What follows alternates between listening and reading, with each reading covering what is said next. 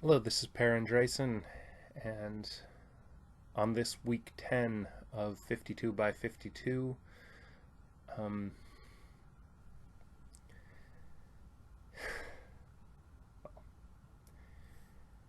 federal agents in unmarked cars have been kidnapping people off the streets of Portland. Uh, Protests continue across the country in cities, large and small, against the police violence against black and brown folks.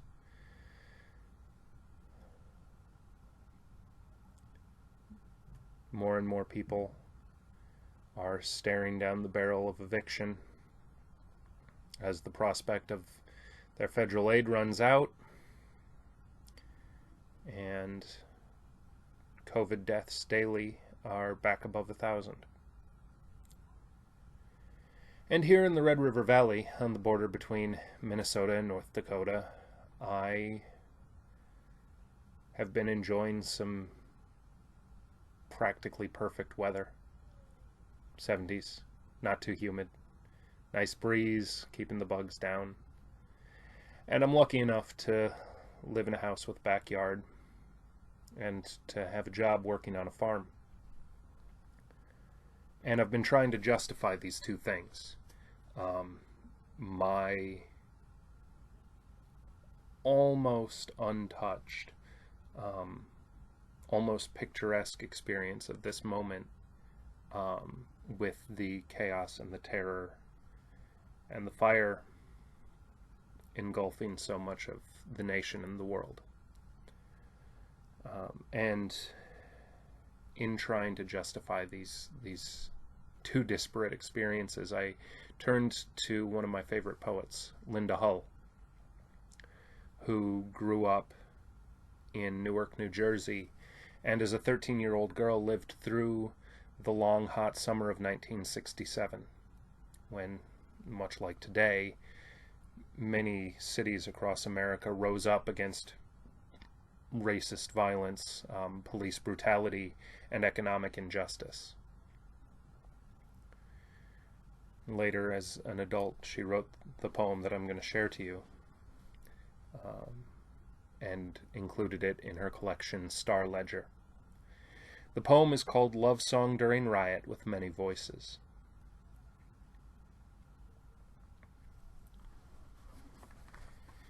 The bridge's iron mesh chases pockets of shadow and pale through blinds shuttering the corner window to mark this man, this woman.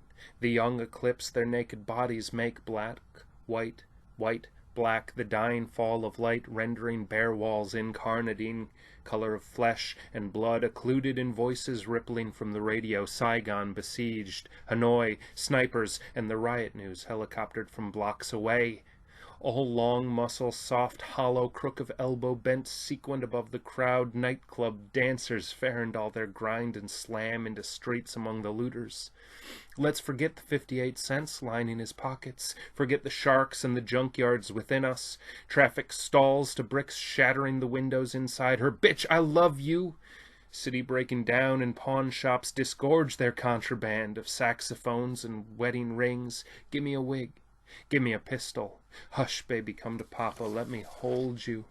Through night's broken circuitry, chromatic and strafed blue with current, let's forget this bolt of velvet fallen from a child's arm, brocading pavement where rioters careen in furs and feather hats burdened with fans, the Polish butcher's strings of sausages, fat hams. This isn't a lullaby a parent might croon to children before sleep, but all of it belongs. In the station, torn advertisements whisper, easy credit. Old men wait for any train out of town, and these lovers commingling their bodies, this slippage, a haul and wail of freight trains pulling away from the yards. With this girl, I'll recall black boys by the soda shop, other times with conked pompadours and scalloped afterburns stenciled across fenders. Through the radio, Hendrix butanes his guitar to varnish crackle and discord of Wild Thing. Sizzling strings, that Caravaggio face bent to ask the crowd did they want to see him sacrifice something he loved. Thigh, mouth, breast, small of back, dear hollow of the throat. Don't you understand this pressure of hot box apartments? There's no forgetting the riot within, fingernails sparking to districts rivering with flame. What else could we do but cling and whisper together as children after the lullaby is done? But no, never as children, never did they so implore. Oh God, God, bend your dark visage over this acetylene skyline, over Club Zanzibar and the best of three, limed statues in the parks, over the black girl whose face is smashed again and again. No journalists for these Isles of Light. The cathedral spots cast through tear gas and the mingling, commingling of sisters' voices in chapels, storefront churches, asking for mercy. Beyond the bridge's iron mesh, the girl touches a birthmark behind her knee and wishes the doused smell of charred buildings was only hydrants, flushing hot concrete. Summertime. Pockets of shadow and pale. Too hot to sleep. Hush, baby, come to Papa. Board the window before morning's fractured descant. A staccato crack of fire escapes, snapping pavement and citizens descending, turning back with points of flame in their eyes, before they too must look away. At dawn, when the first buses leave their great wipers arc, like women bending through smoke to burdens, singing terror, singing pity.